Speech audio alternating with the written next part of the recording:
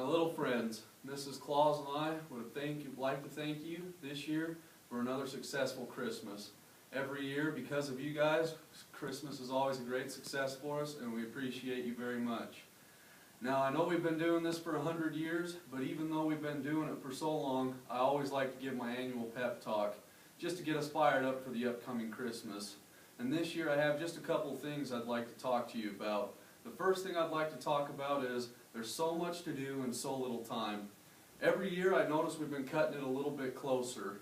We've been getting a little bit closer to Christmas and not having things done. And this stresses me out a lot. My hair hasn't always been gray, you know. Every day I walk into the toy shop and I've been noticing a few things have been happening. I walk around and I'll find little pieces of toys scattered throughout the room. People have been throwing toys. I don't understand if you think this is cute or what, but it's a time-consuming error, and it's something that we have to remake the toys, so I'd appreciate it if you wouldn't do it. Another thing, texting.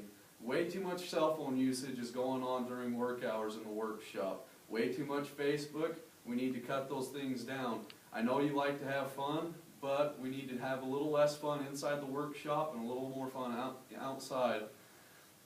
I would like to also talk to you about, we have 364 days left before next year's Christmas.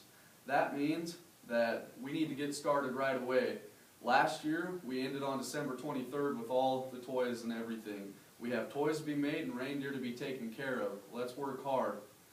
Second thing I'd like to talk to you about, the naughty list. Every year, in my old age, I seem to be getting a little bit more lenient about the naughty list. Who goes on it and who doesn't. The reason is because I'm getting old and I have a feeling that kids appreciate the things I do. But this year, not anymore. Every year kids seem to get nice just around Christmas time because they want the presents that are coming to them. But every year I notice now that after they get their presents, they go right back to their naughty ways. So from now on, if we have to, we're not only going to check the list twice, we're going to check it 3 times. Now I know this has never been done before, and it's pretty crazy to think about. But when Christmas Day comes, we're going to check the list all over again.